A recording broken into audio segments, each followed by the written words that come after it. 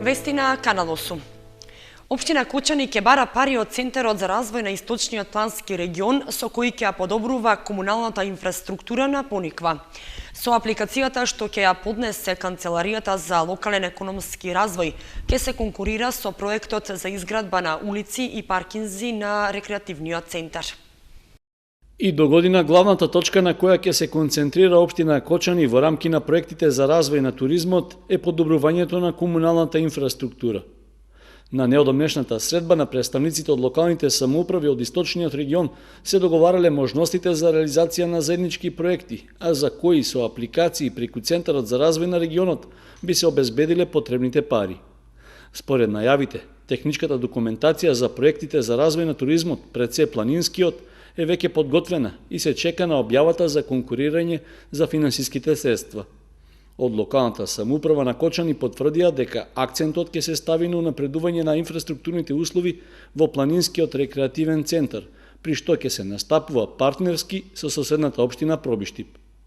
Општина Кочани ќе ги предложи проектите за развој на туризмот. Веќе Источнопланскиот регион подготви 3 проектни технички документации кои се однесуваат на изградба на улици и паркинзи на Пониква, изградба на атмосферска и фекална канализација на Пониква и жичари на Пониква. Ние како општина, заедно со општина Пробиштип, ќе дадеме предлог да се аплицира изградба на улици и паркинзи на Пониква.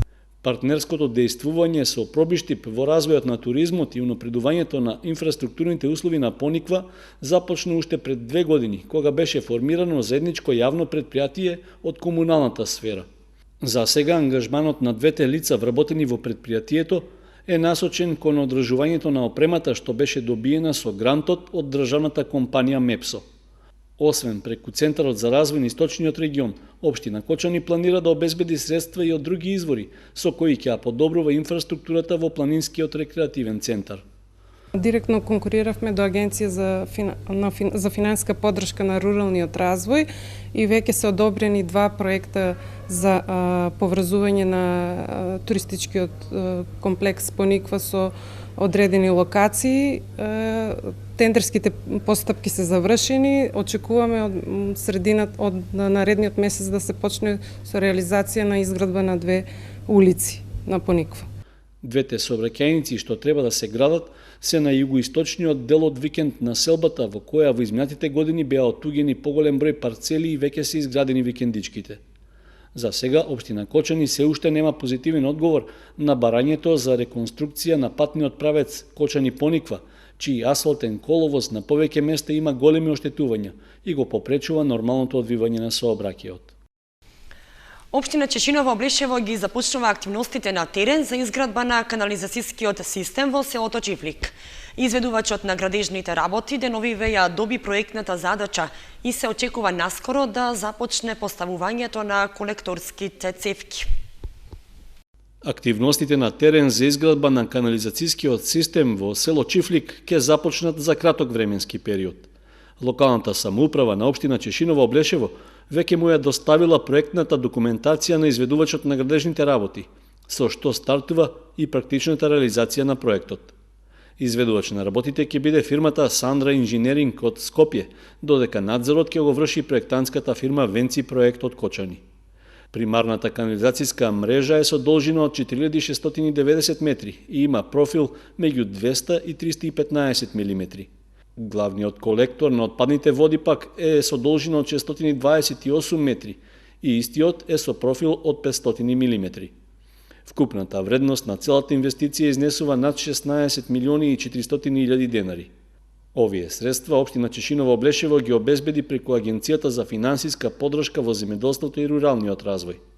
Според најавите од изведувачот, временските услови нема битно да влијаат на почетокот на работите, а според планирањата би требало да завршат за околу 3 месеци. Со тоа ќе се реши еден од долгогодишните проблеми на жителите од Чифлик. Спор околу имотно-правните односи. Општина Кочани ја попречува реализацијата на планот за изградба на паркинг и уредување на просторот кај основното училиште Никола Карев. Постапката одела бавно поради недостиг на документи, па урбанистичкиот план ќе почека уште извесен период. Основното училиште Никола Карев нема скоро да го добие очекуваниот паркинг простор и уредувањето на околината на објектот. Напуштената куќа во училишниот двор е една од главните пречки што деталниот урбанистички план за оваа локација не може да се реализира. Според планската документација, предвидено е овде да се изгради улица, што ќе поминува од кај пругата и ќе представува обиколница околу училиштето. А токму на просторот каде што се наоѓа куќата е лоциран паркинг простор за 30 возила. Сепак, проектот ќе почека за реализација, додека да се разрешат имотно-правните односи со сопствениците на напуштениот објект. Предходните информации дека пред неколку децении е завршена постапката за експроприација за целиот простор ги демантираат од локалната самоуправа. Тоа е поширок проблем, бидејќи точно имат некои докази дека постапката за експроприација на таа куќа е завршена, меѓутоа има негирање на таа, бидејќи станува збор за експроприација извршена во 68 или 67 година, не знам точно да ви кажам. Недостаток на документи, владението го имат собствениците и малку потешко оде, бидејќи ние се обидовме и претходно да го реализираме да срушиме таа куќа, бидејќи влегува во меѓутоа наидовме на спор и се уште не е разрешен тој спор. Поради застојот во постапката за решавање на собственичките односи, не може да се реализира целосното урбанистичко уредување што се планира за околината на основното училиште Никола Карев. Вработените во училиштето и во основниот суд, но и родителите на учениците и странките во судската институција сега се принудени да ги оставаат возилата на булеварот или пак во неоградениот дел од дворот. Со тоа се создава дополнителен метеж и се загрозува безбедноста на пешаците, а најмногу на учениците. Од општината се без конкретен одговор кога може да се очекува разрешувањето на спорот околу напуштената куќа, за да се реализира деталниот урбанистички план за овој дел од градот. Вработените во Агенцијата за вработување во Кочани кои беа прераспоредени на работа во соседните градови, уште извесен период ќе останат со сегашните работни задачи. Директорот на агенцијата најавува можно враќање на дел од нив, но и нова прераспределба според потребите на службата.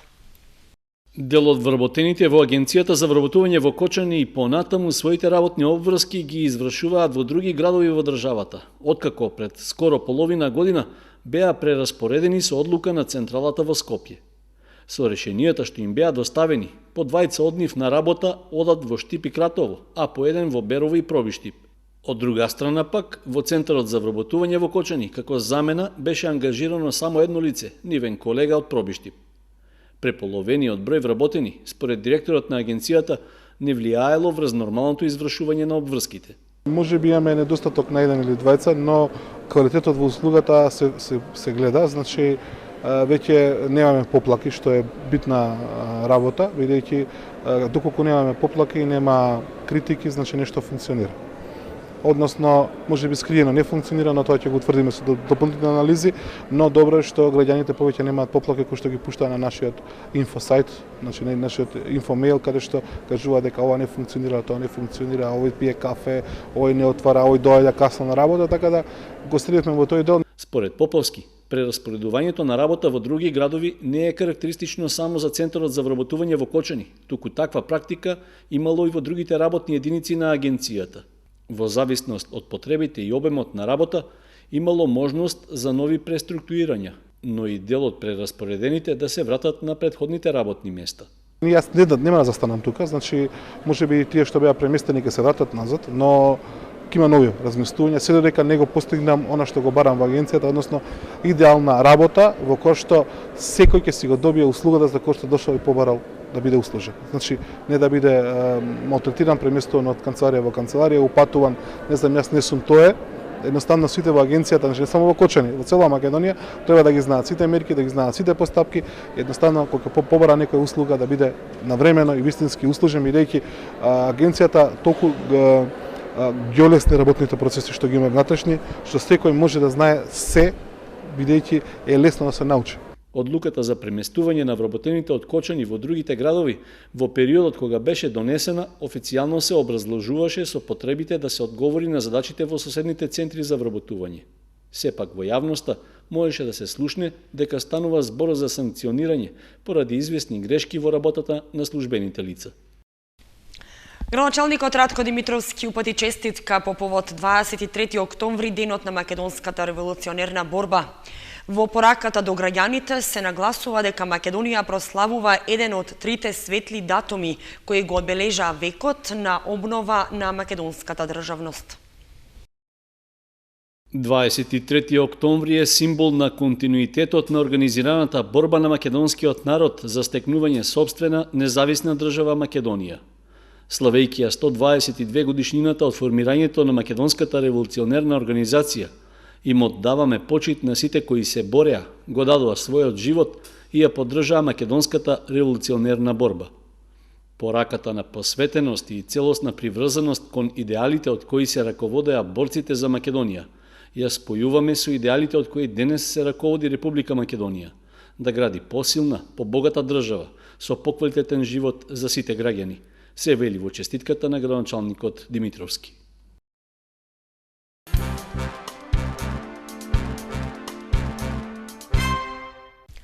Продолжуваат програмските содржини на фестивалот Инвиница Веритас. За последните две фестивалски вечери се планирани комедии во изведба на Народниот театар од Битола и на гостите од театарот Теразије од Белград. Смеа до солзи на виничани им приредија тројцата актери од Народниот театар Јордан Хаджи Константинов, Джинот од Велес, кои настапија на третата фестивалска вечер на Инвиница Веритас. Драмскиот текст «Спанак со пржени компири» на унгарскиот автор Золта Егреши, а во режија на Ненад Витанов, одлично го пренесо на сцената актерите Фаик Мефаиловски, Жарко Спасовски и Владимир Тулиев. Комичните реплики на тројцата фудбалски судии на необичен начин ја забавуваа публиката, но иако навидум тема на представата е фудбалската игра, сепак таа успешно ја прикажа страста кон животот, односно љубовта кон спротивниот пол и воопшто кон се она што го сочинува животот, разочарувањето, подемите и падовите во сечиј живот. Во преостанатите две фестивалски вечери на програмата на Инвиница Веритас е гостувањето на Народниот театар од Битола со комедијата Без паника, работени на мотиви од драмскиот текст на рускиот автор Миха Милијахо, а во режија на Благој Мицевски. На завршницата на фестивалот в петок гостува театарот Теразије од Белград со представата Чај од Јасмин на текст од Весна Станковиќ, а чија драматизација ја подготви Желко Јовановиќ. Викендов започнува зимското сметање на времето поради што ќе има поместување на стрелките на часовникот за 1 час наназад. Ноќта меѓу самота и недела во 3 часот стрелките ќе треба да се вратат на 2 часот, така што ќе се спие 1 час повеќе. Вообичаено во околу 70 на земји меѓу кои Македонија, зимското сметање на времето започнува последниот викенд во октомври и трае до последниот викенд на март.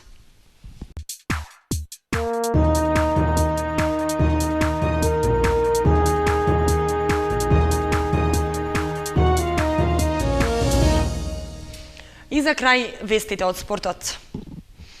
Вредела се играат надпреварите од 9-то коло на третата фудбалска лига Исток. Осогово гостува во мечот со Академија Пандев, а Слога 1934 ја пречекува Беласица. Женските прволигаши викендов ќе паузираат. Ново искушение за фудбалерите на Осогово ќе биде надпреварот од 9-то коло во кое тие патуваат во Струмица како гости на Академија Пандев. Поминато неделниот пораз на домашен терен против струмичкиот третолигаш Беласица, мали се изгледите дека може да се постигне поволен резултат за да се подобри бодовното салдо и да се поправи моменталниот пласман на дното од табелата. Трите досегашни порази ги ставаат осоговци во ситуација да играат на се или ништо, во надеж дека може да се направи изненадување против струмичани, кои во минатото коло забележаа победа на гостувањето во Карбинци. Виничка Слога 1934 исто така викендов ќе патува за Струмица на средбата со Беласица. Минато неделното реми од 2:2 против Каменица Саса беше дополнителна потешкотија за клубот откако теренот на стадионот во Виница е суспендиран на неодредено време. Известна утеха за неповолниот резултат виничани можат да бараат во тоа што како домакини играа во пробиштип на игралиштето на Агенцијата за млади и спорт и покрај фактот што не го одржаа водството од 2:1 во првото полувреме. Викендов женските фудбалски прволигаши ќе паузираат поради настапот на репрезентативната селекција. По последното локално дерби на представничките од нашата општина и 11-те погодоци, тоа ќе биде можност за двете екипи да ги наполнат батериите за следните настапи. Пауза овој викенд ќе имаат и пимпонгарите од првата македонска лига, а надпреварите продолжуваат на 1 ноември, кога екипата на Кочани ја пречекува Пошта 2 од Скопје.